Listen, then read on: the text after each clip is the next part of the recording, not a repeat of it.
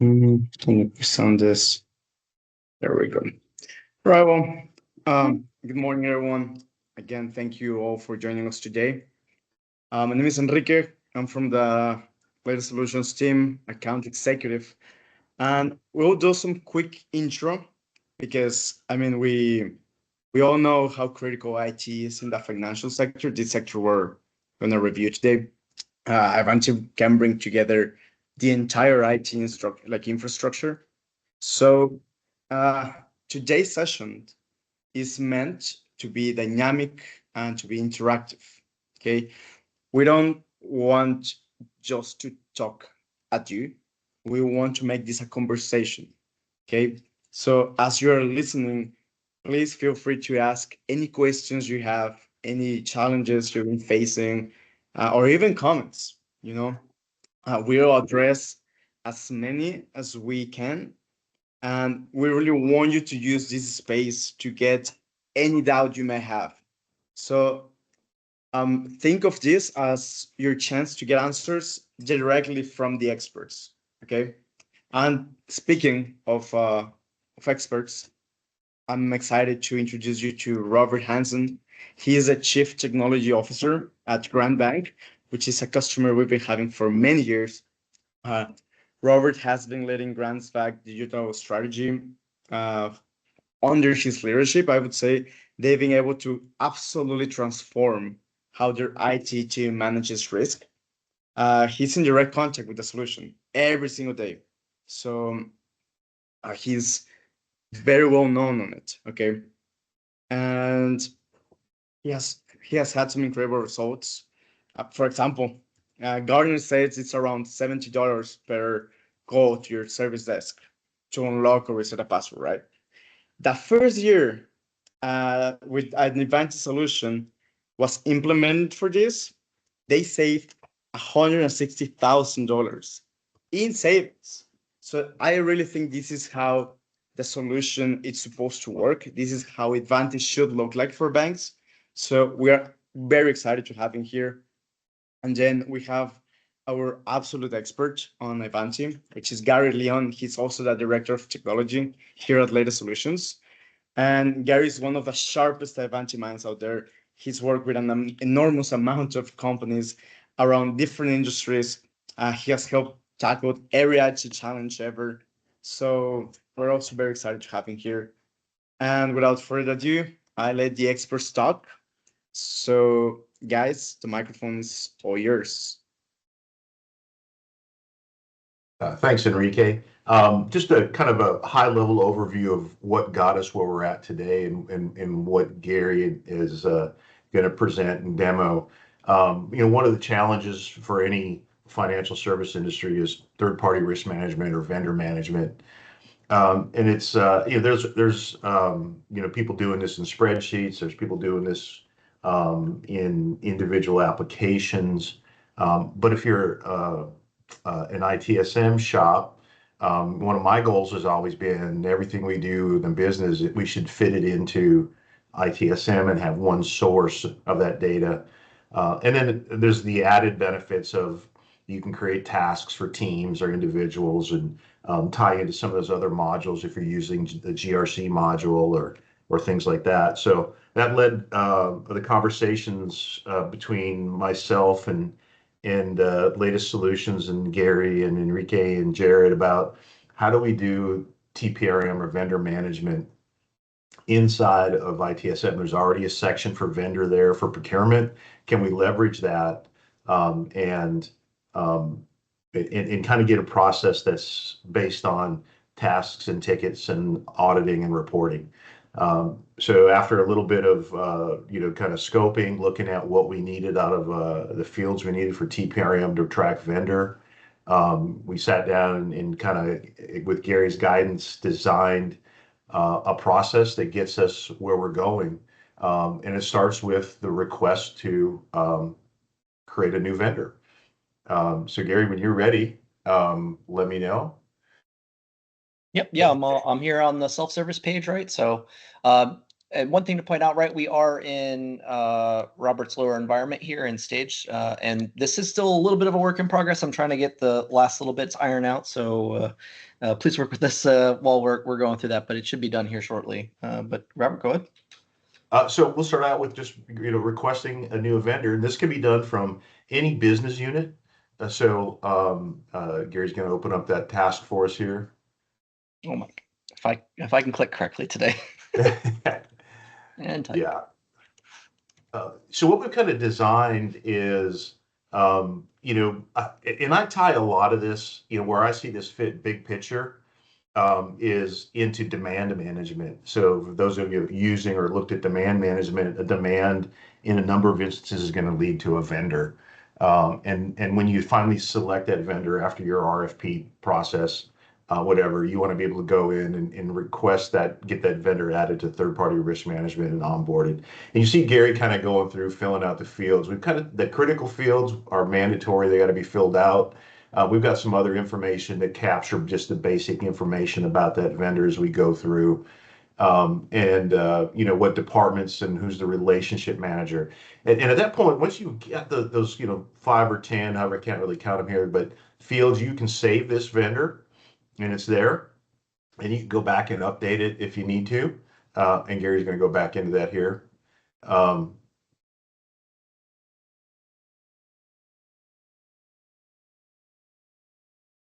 So we've gathered that kind of that stub record. We've got that detailed information for that vendor, and you can go back in and update that and do things to it as you want. But you'll notice on the bottom, there's 2 sections. The first section is just a vendor criticality section where you answer a series of questions that help us determine how critical that vendor is to your organization. And these are based around FFIEC, and we're an OCC regulated bank, so we take some guidance from the OCC on how we rate criticality. Same things here. You're looking at what impact that vendor has your organization. Are they easily replaceable? What type of access do they have, or what access to what data they have, and items like that. And this varies, right? Your organization may have additional questions. Again, you can save it once you've rated or answered those questions, and you're going to get an overall score once that's done. And based on the score of the vendor, that determines at the bottom the vendor document. So, if you're bringing in a new landscaping company or something like that, you probably don't need to worry about, do they have, any policies or procedures or user entity controls or continuity plans. Those aren't important to vendors that are in those lower categories. But as you get up into the higher rated criticality, and we're rating things on low, moderate, high, and critical. And that's based on, like I said, what type of data they have access to, things like that. So you can upload the documents required for review by a vendor or by the internal team, and kind of model this a little bit after a few other modules throughout the ITSM system. If you've used change management, once a change is submitted, it goes through a review. In our organization, the change manager looks at every change submitted to make sure everything's filled out properly, documented, all the required documents are attached before it goes out to the CAB or the ECAB. We're doing really the same thing here with this. It's going to get a review either from your TPRM manager or maybe your CISO or whoever in your organization fits into that grouping. Once that person has reviewed it, they will approve. And from that approval, the next section that Gary and I are working through is Gary's highlighting here. So once it's approved, the vendor goes to an active state. So now we know that vendor's approved.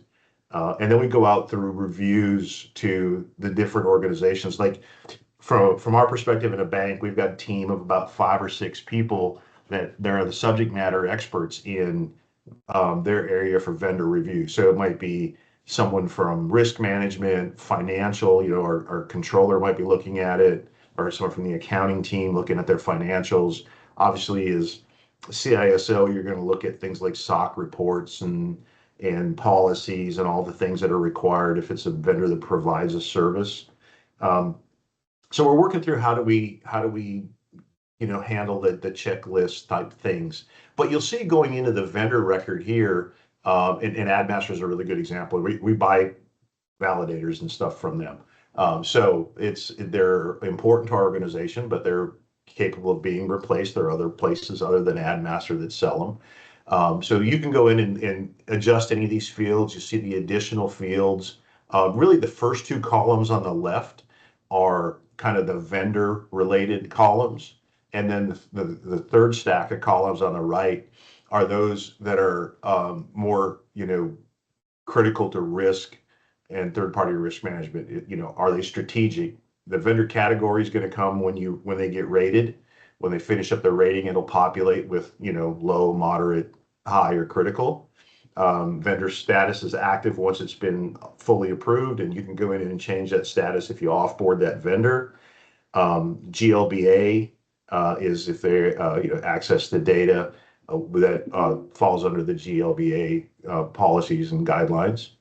And then we're going to get an inherent, or the next section is one of the things we're going to be working on is doing the risk assessment. So what's the inherent risk of the vendor based on where it's at, and what is, once you've put in your controls and things, what's your residual risk, where it says right below risk assessment date there. So we want to be able to calculate out in the risk assessment process that Gary's got up, what risks does the organization pose to your company? You can put in, do a threat analysis. You can do the risk mitigation. So what are you going to do for risk mitigation? And it may be, the typical things, validating user access, things like that. Or, you're going to use single sign-on, MFA, whatever it happens to be. And if you filled out risk assessments, you're familiar with what goes into that process. So we want to make sure that we do a good risk assessment, understand the threats, and the controls that we're using to mitigate those threats, and we get a good risk score for that vendor. Again, regulatory, we got to do that across the boards. So you'll see those are planned coming up.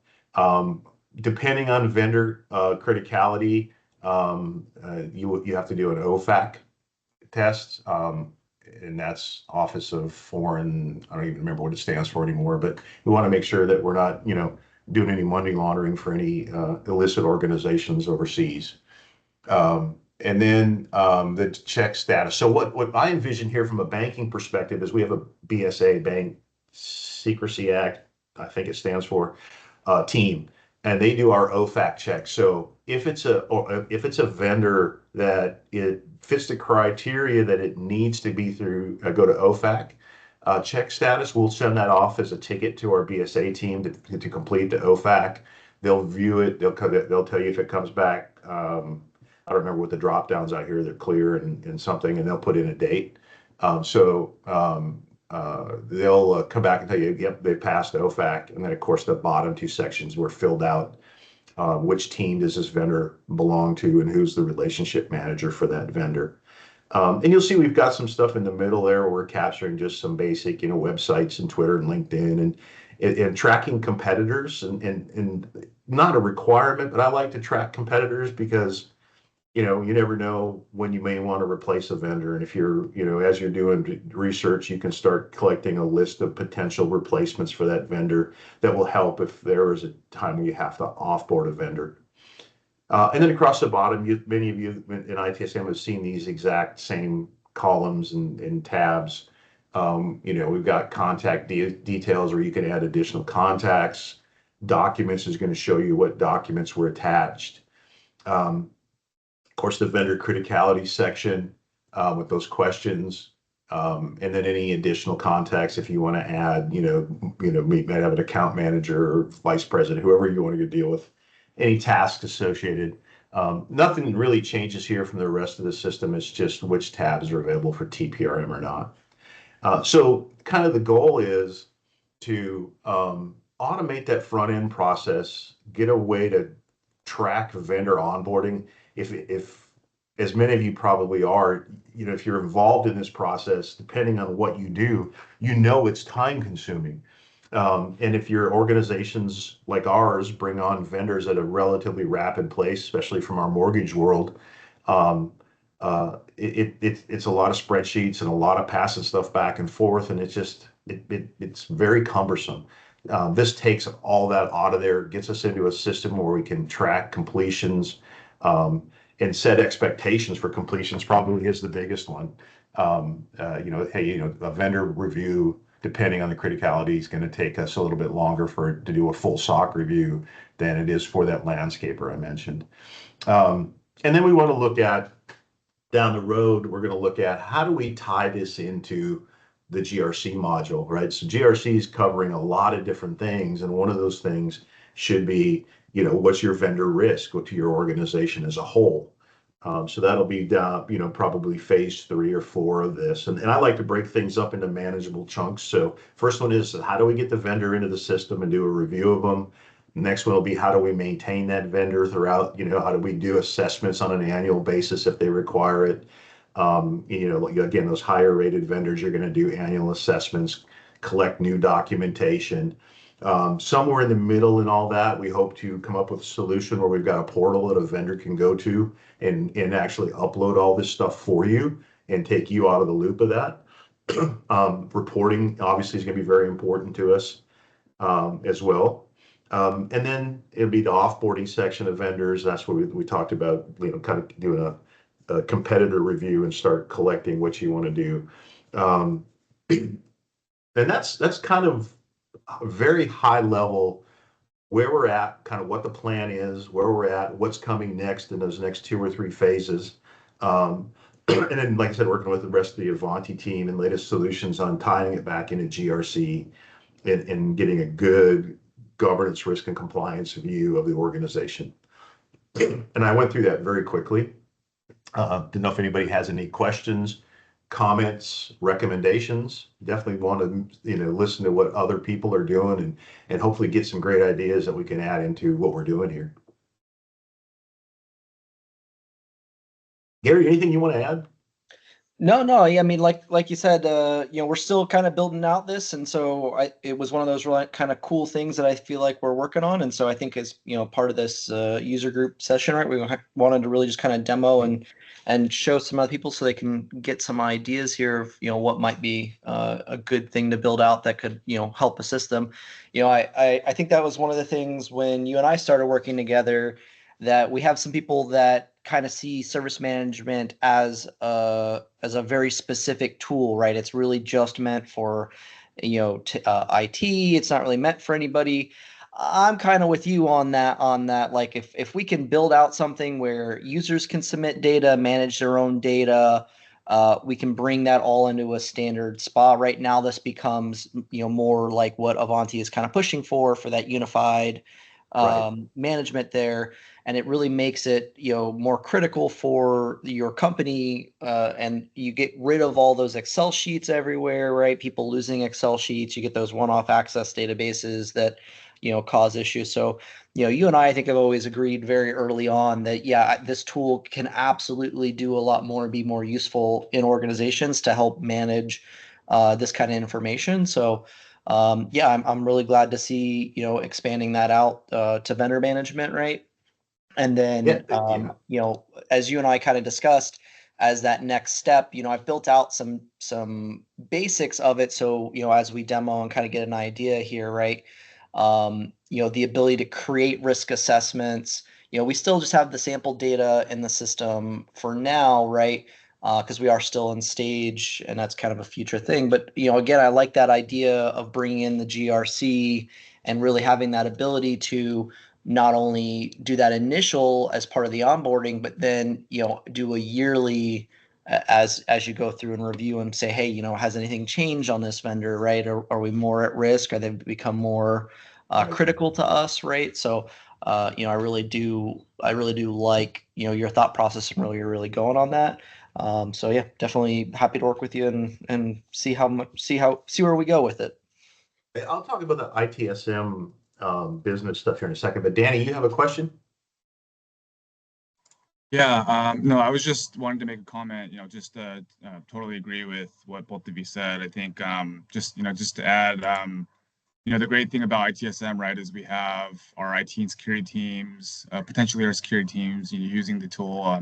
And we might have HR facilities and even with GRC, some of the compliance folks or risk management folks, right? I think it's a great tool to be able to collaborate around these different risk assessment activities, even audit activities, and just have a common place to really just complete tasks and really work towards our strategic goals, right? So yeah, I think one question I did have was just around, right, when one thing your auditors are looking for, is well, I guess what I've been seeing in the market, right, is there's a lot of kind of third-party risk management solutions popping up. I mean, it's becoming way more of a demand, a kind of a demand within organizations, right? Especially as auditors, they get more strict on third-party risk management practices, right? So I guess this is a really great tool also to be able to keep track of those assessments, be able to prove we're doing our due diligence with vendor assessments. And I guess, do you ever see yourselves providing that kind of information to the auditor? Would it be in a kind of a reporting style? Yeah, just kind of curious in your thoughts there. Yeah, definitely. I mean, anytime there's an audit, they're always asking for documentation and proof. And so, yeah, being able to export an audit trail, I can, one of the examples I can give you, not so much around the GRC side of things, but when you get audited from an onboarding and offboarding perspective, what auditors are going to look at, they want to see when that individual was onboarded or offboarded in the HR system, and when they were onboarded and offboarded and from a technology perspective, from access perspective. And you as a company have a policy that says, hey, we're going to do this in 24 hours or 3 days or whatever it happens to be. They want to make sure that you're adhering to that. So a couple comments about previous organizations. In the previous organization I was in, we used the service desk system for integration with a couple service request items for HR to request onboarding and offboarding. They submitted it. Offboarding was broken up into two categories, planned and unplanned. But we worked off the time they submitted that request, and then we tied in some tools behind the scenes to automatically disable accounts and things like that. But we were able to pull an audit trail for the time period.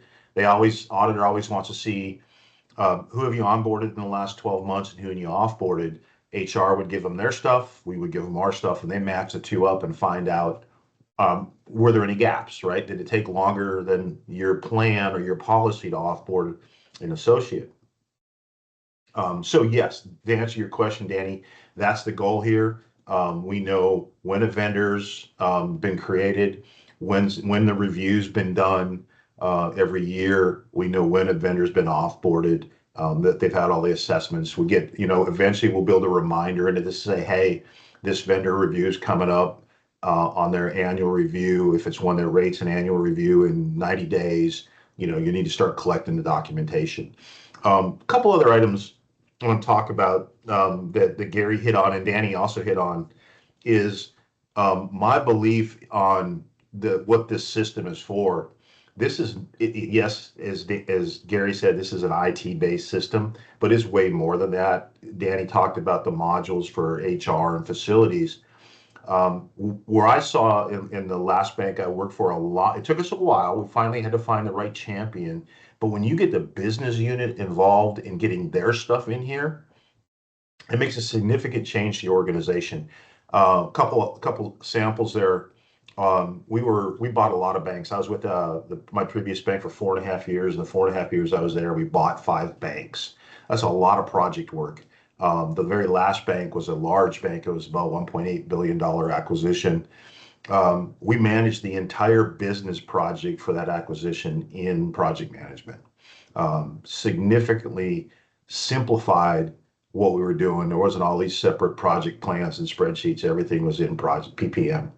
Another good example, if any of you are in organizations that deal with mortgage and NMLS numbers, right? There's a lot of requirements around the national, whatever NMLS stands for, mortgage lending system. Anyway, of keeping it up to date on, hey, that person now works for this organization or doesn't work for this organization. So we built a process in ITSM that if you onboarded into a role or moved into a role at our bank and it required an NMLS number, we created a task for our NMLS manager. That person obviously had other duties. They did more than just manage NMLS, or if you offboarded or moved out of a role, it created a task for that individual to ensure that NMLS system out in the cloud was updated appropriately. So it just gave them a really good way to track and audit that we were doing everything we were required to do for NMLS.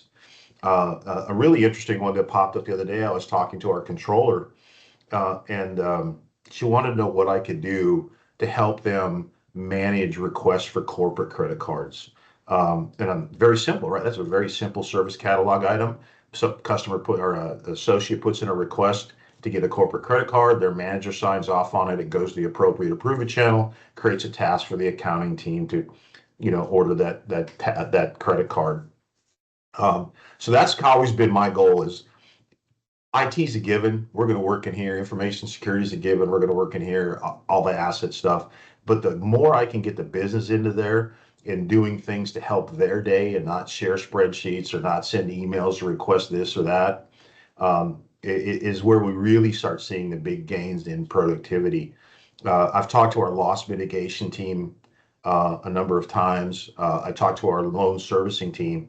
If any of you work in organizations where you do lending, and then somebody's always wants a copy of that loan package, and then that's the last time they see it until they need it, and then it's 95 days later, and nobody knows where that loan package is at.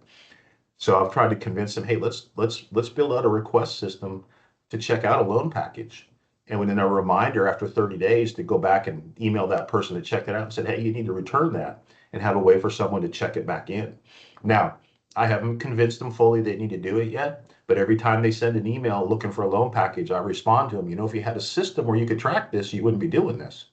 And they answer, yeah, we understand. But so yeah, I would really encourage everybody where you can get your business unit built into this system because it really saves a significant amount of time. Anybody have any other questions on TPRM, vendor management?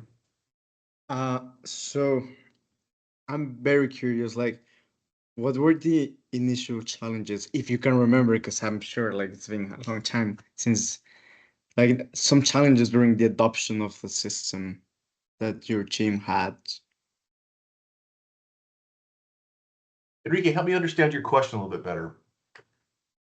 Yeah, like when you first have a new technology, usually there's some challenges that are very specific to each solution. So in this case, when you implemented it, what were some of the challenges you need to go through? Oh, okay. I see what you're asking. Yeah. So I think, really the big initial challenge is vendor management in ITSM was really kind of designed more around procurement and asset. It wasn't designed around how are we managing our vendors. It was how are we buying computers or keyboards or whatever software, whatever it happens to be. The biggest challenge was really the biggest one was identifying kind of what Gary's got on the screen right here. What are all the data points and processes involved in vendor management that we need to capture? I kind of approach things a little bit differently, kind of maybe the 80-20 rule. If I can get 80% of the stuff up front, I know there's going to be stuff I missed. I understand that. I get it. We'll add it in when we come to it. But so that was the biggest challenge is what do we need to do? What are the data points we're missing? And everybody's used, or most people have used different vendor management packages. I've used a number of them over the years. We actually, at my last bank, we had one we used. It was pretty good. And then we moved to a cloud-based SaaS solution, and we developed it ourselves. It did vendor and risk, and it was an enterprise risk package, but it wasn't a fully functional one, you had to design it for your needs. And so I went through that same process. So I think that's probably the biggest part is understanding what do you need? What are the data points? I've used probably a half a dozen different vendor management packages over my career, and all of them missed something. All of them had something that I needed that they didn't have. And I'm sure I don't have everything identified here yet. First thing is, hey, let's get the vendor on board and approved. Now let's work on the review like I outlined. If it's an annual, if it's a high every year, if it's a low, every 3 years, whatever that happens to be. So we'll build all that out in the priority order that our regulators want to see. So I think first challenge, data points. Second challenge that everybody faces, right? What vendors you have in your ITSM system and your vendor management system.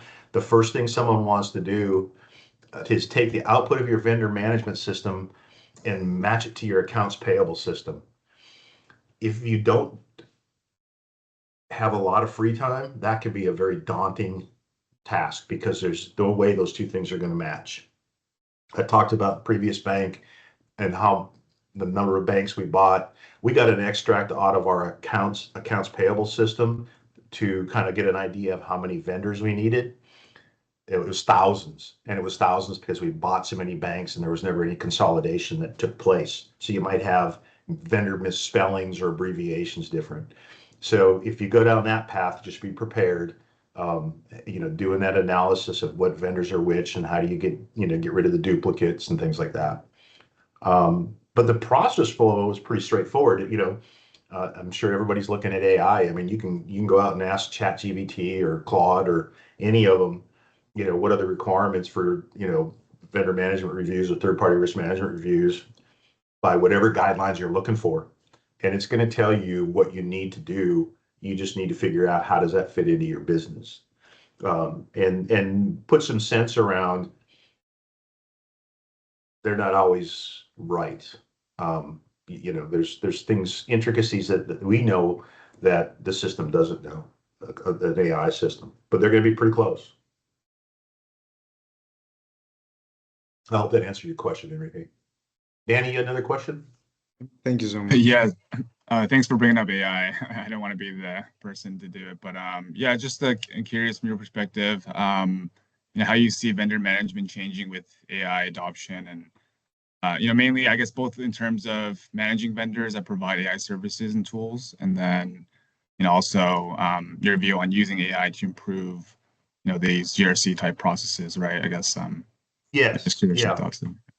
I think in a number of ways. I think you can use AI. I see AI being used a lot across many different avenues, but I can see expanding AI into doing your vendor research, right? Because the first thing you do when you onboard a vendor, especially if you're in the security world, is you go out and look and have they had any data breaches or anything like that. So you start going through that process. You can get AI to do a lot of that research, gather a lot of that data you need to find out about that customer or that vendor. I'm sorry. So you can do things there. You can, as you expand, you can, if you do SOC reviews, you can train an AI model to do that SOC review for you.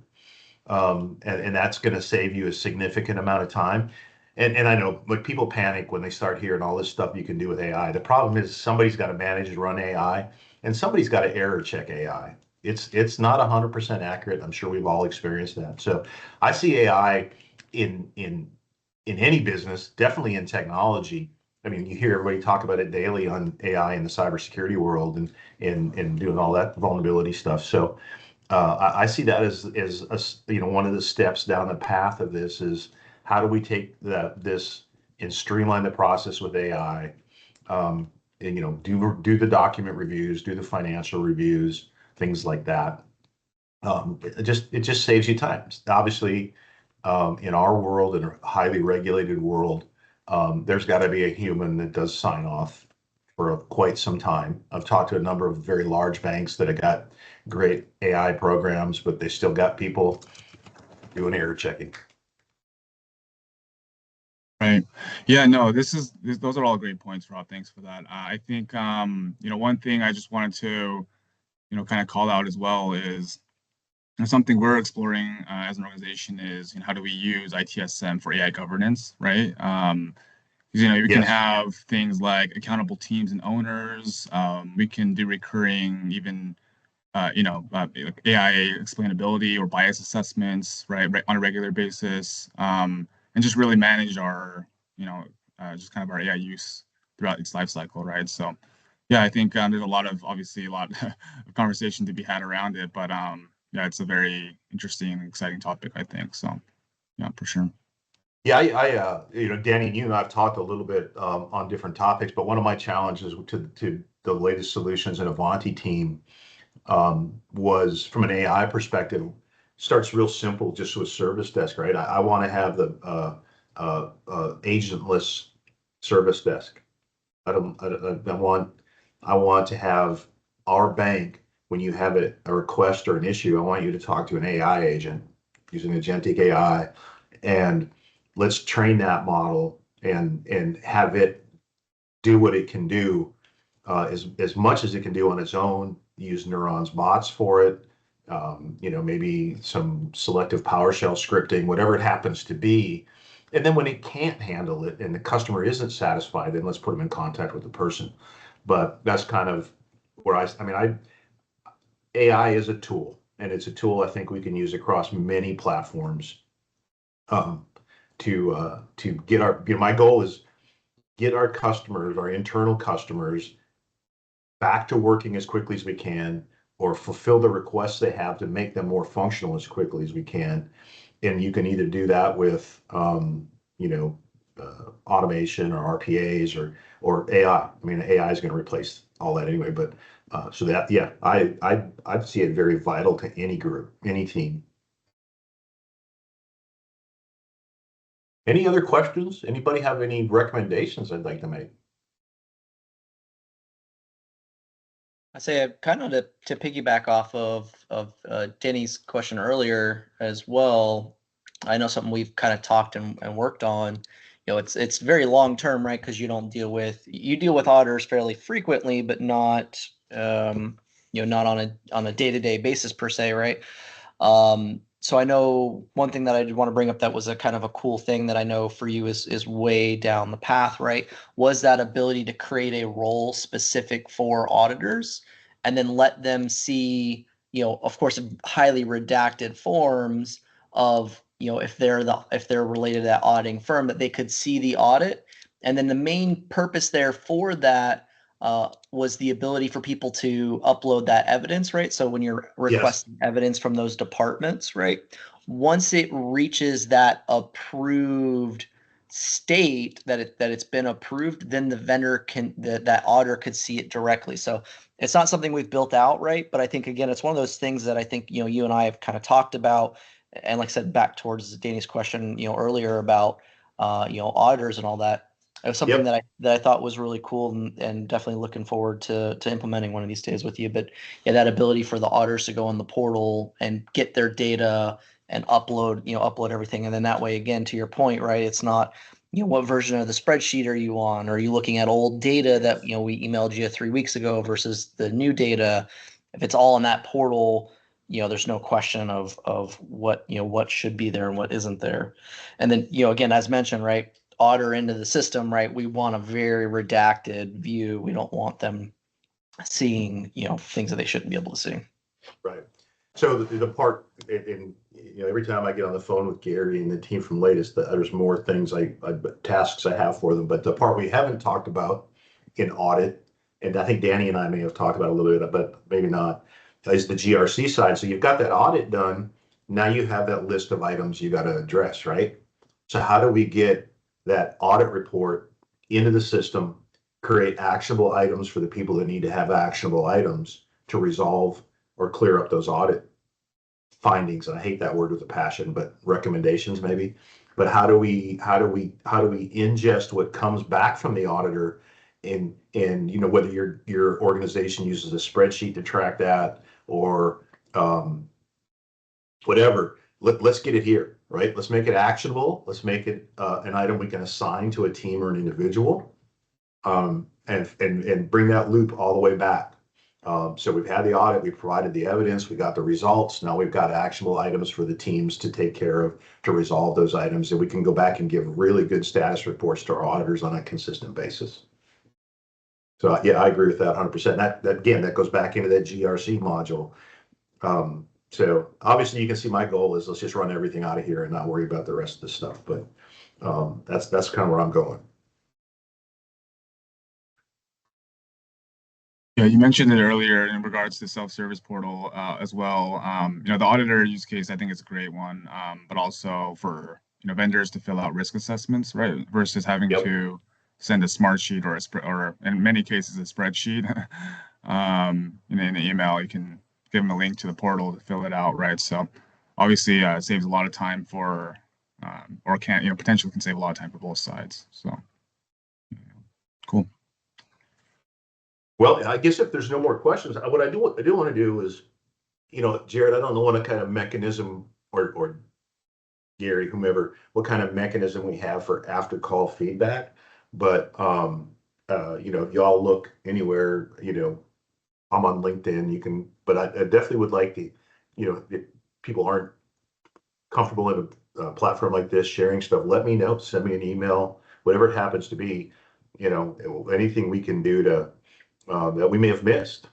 I'd be interested to see that.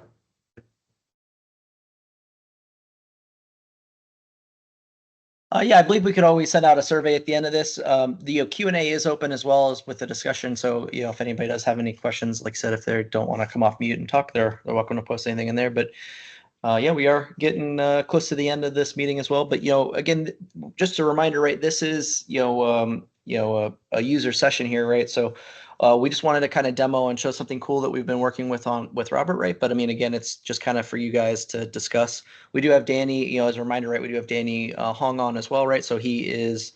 I want to say you're the product manager for the lines of business, but actually, I don't know what your official title is, Danny. We talk too much, but I never actually asked that.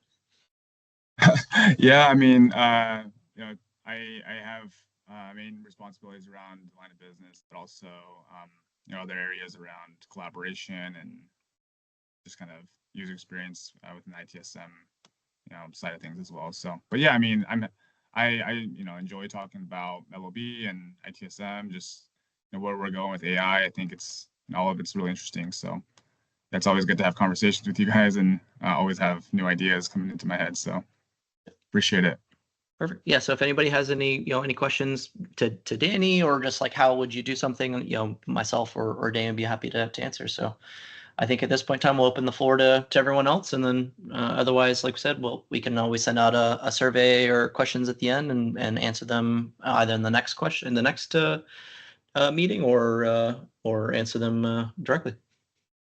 Gary, I am very curious about, I have one more question. Like, when it comes to automation, like which Ivanti solutions have the most impact of what you've seen? Because you've seen almost every type of it. So what one would you see it's like the one that has the most impact? Yeah, I mean, Robert has the numbers on it. He always loves quoting it there. But I mean, I think to me, right, that the ability for customers to submit a request to either unlock their accounts or get back into their accounts, right? I mean, I know Robert's got the number off the top of his head. Was it what were you saying? It's like $70 per phone call. $70. Yeah. Yeah. Gartner rates it at 70, and Enrique, you kind of talked about that, and the funny thing is, you think you get that you would say it's that one then, like Pardon me? The bigger one. You would say it's that one then, like the one of the research.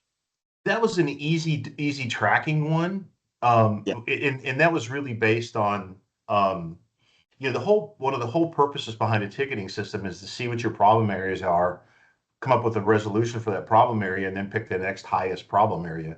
And we were just seeing a significant amount of password resets and account unlocks. So that one was really high because that's time. That's time and money, both from our internal customer, not being able to work, and then spending time on the service desk. So that one was an easy one to put some numbers behind, right? $70 a call. How many calls do you have? Calculate it out. And what I thought, well, we'd do this and we'd see a good amount of savings the first year, and the numbers would reduce, but actually the numbers went up the second year. So it really, the cost saves went up the second year because we had more calls for it. So it really made us look at, okay, what are we doing wrong with passwords? And everybody goes through this, right? I don't know what your password requirements are, how much you have to rotate them, but do we find a different solution other than passwords that is secure enough for us, but doesn't require um, all that intervention? But yeah, the rest of them, it's a little bit hard to put tracking around. Um, Unless it's things like that where you can get a quantitative ticket that you can look at. So, password resets, I think, you could do the same thing around, printer access, right? You can say how many requests do we get for someone to get access to the color printer? And if you can automate that color printer addition to that PC, which you absolutely can do with bots, right? Get the request, pass the request to bots, the bots picks the printer, installs it, using PowerShell, whatever it happens to be. Now you've got a metric you can track there. You can say, hey, for me to have a technician install a printer driver and a printer on a PC is a 20-minute process. I can turn it around, in under 5 minutes with um, Service Desk and Neuron's bots. You can put some time around it. The rest of the stuff will be talked about NMLS tracking or onboarding and offboarding. Um, that's a little bit harder to do because it's hard to really understand the time frame it takes for that stuff. I can tell you we had instances at a previous organization where the auditor said, well, it took you 4 weeks to offboard this vendor or this individual. I'm like, no, we got the request on this date. And they said, well, no, the HR system said they were offboarded on this date. And I said, well, you need to go look at the HR system and find out if it was changed. And it was. They backdated it. It's a good audit trail. But yeah, cost, look at your tickets, figure out what it's taken you. When I first got into ITSM years ago, was at a much larger bank, and we looked at cost a lot, and we looked at how can we do things and streamline them. I worked out a timing and a ticket from request to resolution. It went through tier 1 help desk, tier 2 help desk. I managed a group of 50 some tier 3 service desk or tier 3 technicians. And then we tracked our drive time and our repair time. So we were able to give you to the penny from the time that ticket was raised to the time it was resolved, how much total cost was and how much it spent in each area. Drove our technicians crazy because they felt we were trying to justify not having as many technicians. But really, it was designed to figure out how do we get the right number of technicians? Do we need more? Do we need technicians in other areas, not in, maybe we don't have a big demand in South Alabama, but we have a big demand in North Alabama. And we use that tool from a staffing perspective a lot, and enabled us to figure out where we were spending our money, and where we needed to focus on fixing things for our customers. Robert, I do have a question, and I think this goes with maturity level, but right now, most people just start off with a general request when they're getting into this, right? Or they're coming from everything coming in through incident.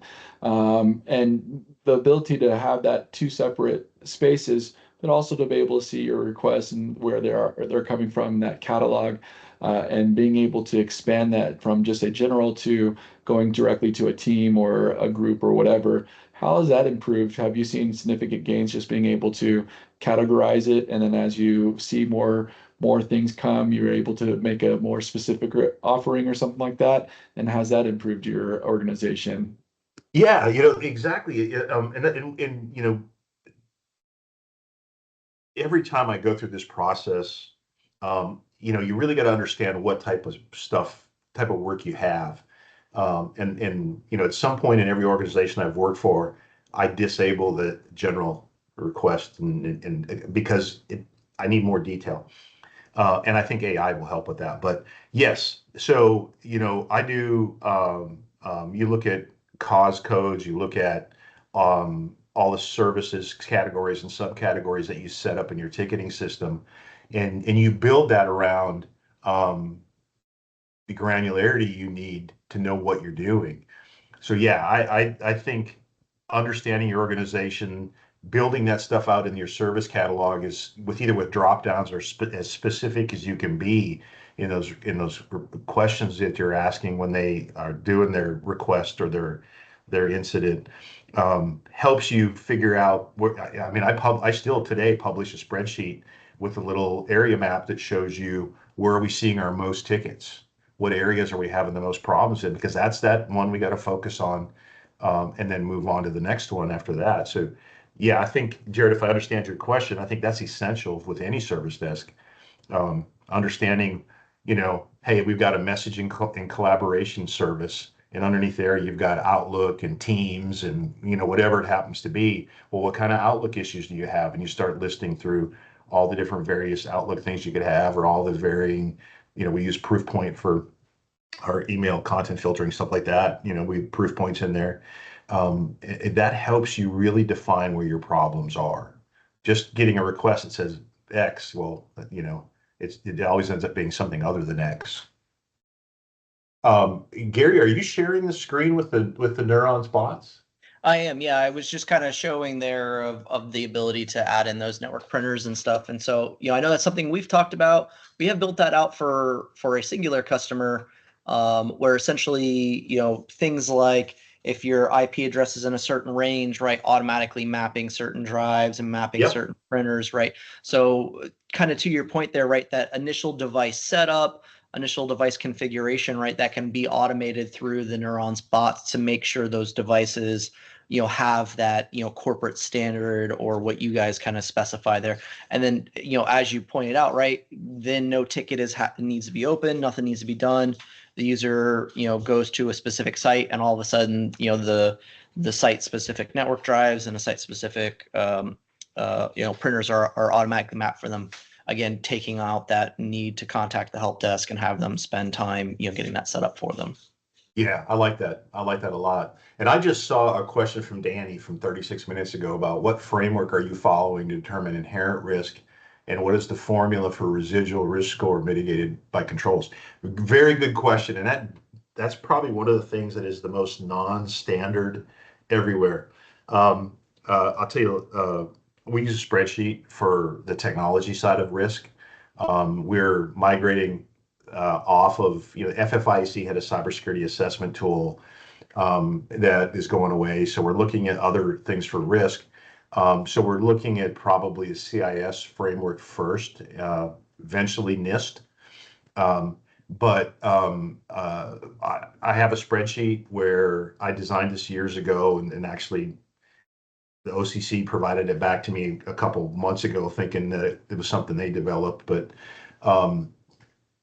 you just go through and you list your threats and your vulnerabilities, and you list the likelihood and the impact, and then you list your controls. And it's very similar to the 494 questions on the back of the FFIEC cybersecurity assessment tool, but this is just a spreadsheet and by area. So you've got servers and workstations and all your different areas. And so you list threats, vulnerabilities, likelihood, impact, all that stuff. That gives you inherent. And then you list your controls, and everybody knows from a risk assessment perspective, right? You're doing quantitative or qualitative. I'm a qualitative guy. I like numbers, or quantitative guy. I like numbers. Qualitative is, high, medium, low. It's more fuzzy. But somewhere along the lines, some CISO told me always do the high, medium, low first, and then do the quantitative afterwards, because it takes more time to do the quantitative. So you get your risks, your inherent risk numbers. You do it, you list all your controls, and you say, okay, that's a medium level of controls, and then you do the calculation from high to medium. There's a formula there, and that gives you your residual risk. So that's kind of what I'm doing right now. The OCC likes to break things down into high, medium, and low, and we've they're like those three categories. I think, like I said, because it's the easiest risk assessment to do out of the box. But I like to tie it, especially when you look at what you're doing down the road, is right to figure that total cost. What are the annual loss expectancies, things like that. That gets down to numbers. So And my brain works better with numbers and feelings, apparently. Robert, following up on that, and since we have the bots up, you do use another piece of this platform to tie things together to help you with vendor management and risk assessments on those vendor management. Do you think we have a couple of minutes just to kind of highlight that a little bit? Maybe give some of the team a little, some of those that are on here a little bit of an insight on how you're using multiple products from Ivanti to be able to tackle your vendor management. Are you referring to EASM? That is correct. Sorry, Yeah, yes, I'm being a little certainly. salty there on that side, so I do Yeah. appreciate that. So we went down the EA external attack surface management path to see what we look like. And we went through the analysis and we looked at stuff, and I saw some stuff out there that said it was Grand Bank, but I didn't know what it was. And after some research, I found out it was actually something that a vendor was hosting for us that our information on it.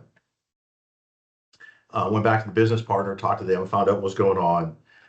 And I said, okay, well, I'm actually assessing the vendor doing this. So I said, you know what, I can use this as part of third-party risk management, and I can take a look at my vendors on an annual basis if they're critical and see what they look like. Are they working through all their stuff?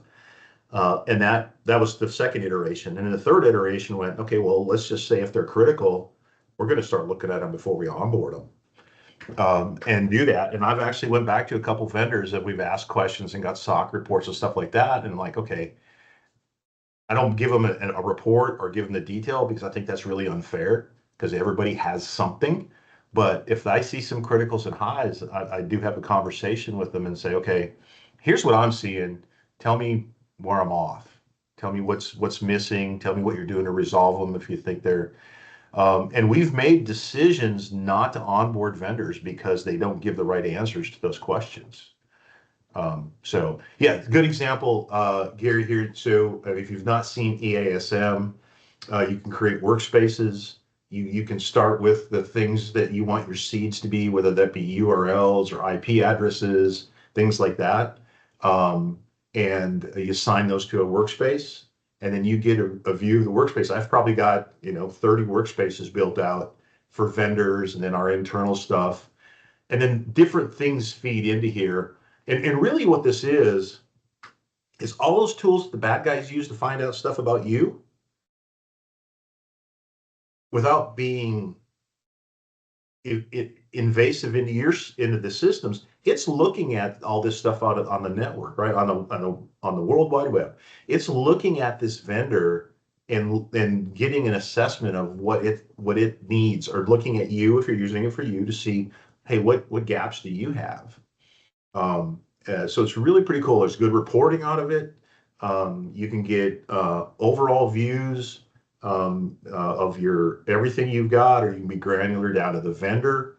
And you'll see this in Neurons, also under the security section, just internally for you in what you look like. You've got the ability to kind of see, what your systems are reporting, whether if you're using Defender to import that data into here. I've got a connector into Defender that brings the stuff into our bank, so I can get that information. But yeah, EASM has become, like I said, just as a tool to analyze us, became a tool to really look at vendors we have already onboarded, look at ones we're getting ready to onboard, and how do we do an annual report on that vendor. Really a great tool.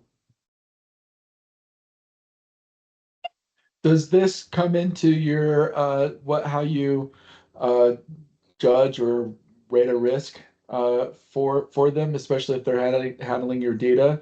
Do you look at this and say this could make them more of a high, criticality because they do have some known issues, or they don't look as good? It does.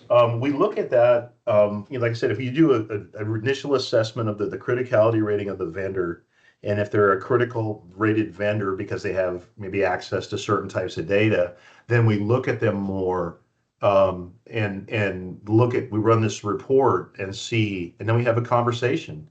Like I said, I'm not trying to surprise anybody. I would hate it if somebody came to me and said, look how screwed up you are. I just have a conversation with them and tell them, here's what I'm seeing. Help me understand where I'm wrong. Or, do you have a corrective action plan for this? And like I said, we've had a vendor where we've decided not to do any further business with them until they resolve some of those things. And that's just the way it is. It's too much risk for us. We're liable. Well, and that goes to your whole point of you get audited, you have people that come to you and say you're not doing these things, and holding you accountable. And I feel like it's only right to be able to hold those that are going to be holding your information or interacting with your organization and in a way that could create a lot more risk for you, Yep. which then puts more pressure on your side also. Yeah, exactly. Okay. Well, super guys. I appreciate the opportunity today. And like I